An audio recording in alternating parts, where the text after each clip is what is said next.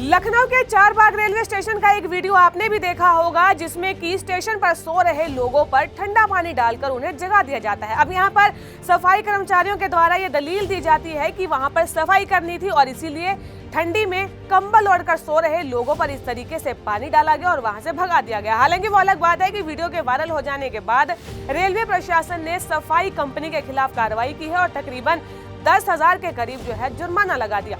अब यहाँ पर एक बड़ा सवाल ये खड़ा होता है कि क्या रेलवे स्टेशन पर सोना मना है? आखिरकार कितने समय के लिए आप रेलवे स्टेशन पर रुक सकते हैं? और अगर कोई रेलवे का कर्मचारी आपके साथ बदसलूकी करता है तो फिर उनके खिलाफ किस तरीके की कार्रवाई हो सकती है और रेलवे के नियम कायदे कानून क्या कहते हैं?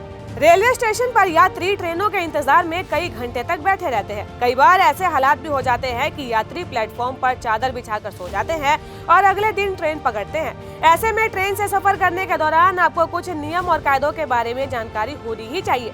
सबसे पहले तो ये जान लीजिए कि स्टेशन कोई घूमने की जगह नहीं है। बिना किसी मतलब के स्टेशन में बैठना या घूमना रेल मैनुअल के तहत अपराध की श्रेणी में आता है और इस अपराध के लिए जुर्माना भी हो सकता है, क्योंकि रेलवे स्टेशन कोई घूमने की जगह नहीं है और इसीलिए यहाँ पर बगैर किसी मतलब के आना रेल मैनुअल के खिलाफ है और आप पर 500 रुपए तक का जुर्माना भी लगाया जा सकता है।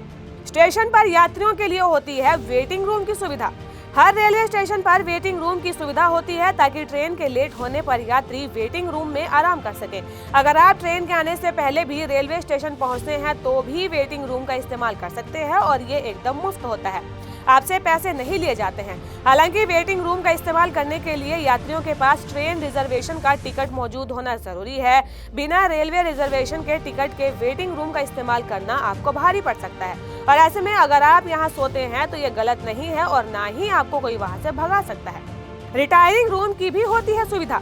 रेलवे स्टेशनों पर रिटायरिंग रूम होते हैं जहां पर सिंगल, डबल और डॉर्मेट्री के कमरे होते हैं। रिटायरिंग रूम में कमरों और डॉर्मेट्री के लिए कम से कम 3 घंटे और ज्यादा से ज्यादा 48 घंटे के लिए आरक्षण करवाया जा सकता है।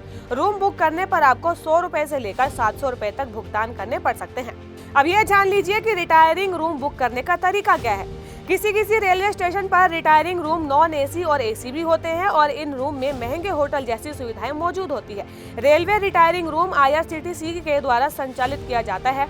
इस रूम को बुक करने के लिए आपके पास वैलिड PNR नंबर होना चाहिए। आप IRCTC की ऑफिशियल वेबसाइट से बुक कर सकते हैं।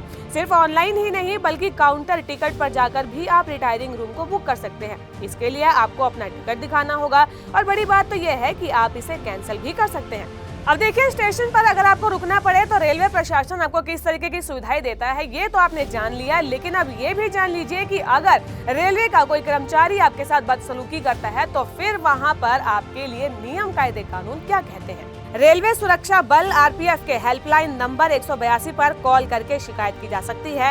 Railway training and tracking system के नंबर 139 पर कॉल करके भी शिकायत की जा सकती है।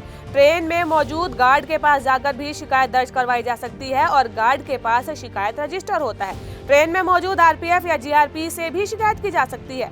रेलवे पुलिस का इमरजेंसी हेल्पलाइन नंबर 1512 है। रेल मदद पोर्टल पर जाकर भी शिकायत दर्ज करवाई जा सकती है और इस पोर्टल पर शिकायत ऑनलाइन एप्लीकेशन या SMS के जरिए भी दर्ज करवाई जा सकती है। रेलवे को लेकर जो जानकारी आज हमने आपको दी है वो आपको कैसी लगी हमें कमेंट बॉक्स में जरूर बताइएगा और ऐसी ही खबरों को जानने के लिए GGC को लाइक, शेयर और सब्सक्राइब करना बिल्कुल भी ना भूलें।